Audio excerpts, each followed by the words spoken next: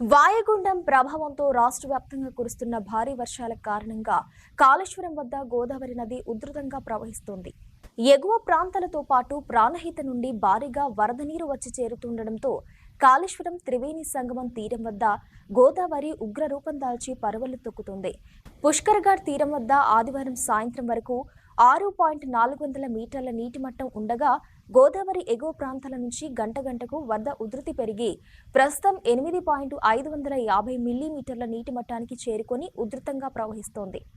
జయశంకర్ భూపాలపల్లి జిల్లాలోని కాళేశ్వరం పుష్కర్ఘాట్ తీరం వద్ద గోదావరి వరద ఉధృతిని జిల్లా కలెక్టర్ రాహుల్ శర్మ పరిశీలించారు.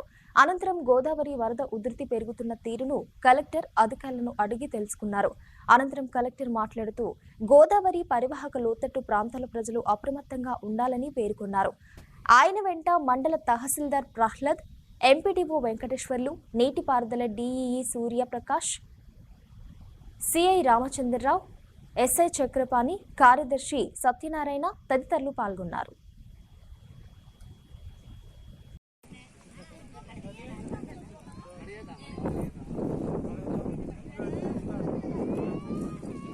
సో మనకి ఈరోజు నేను ఇక్కడ వచ్చాను. ఇది కాళేశ్వరం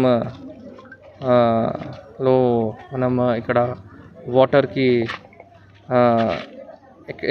ఎట్లా ఇంక్రీజ్ అవుతుంది మనం చూస్తున్నాం.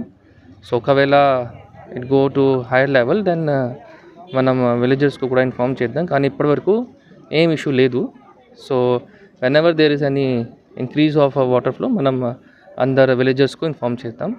కానీ ఎప్పుడైతే మనది we are in good situation as per irrigation department కూడా మనది ఎప్పుడే ఇష్యూ లేదు. Thank you.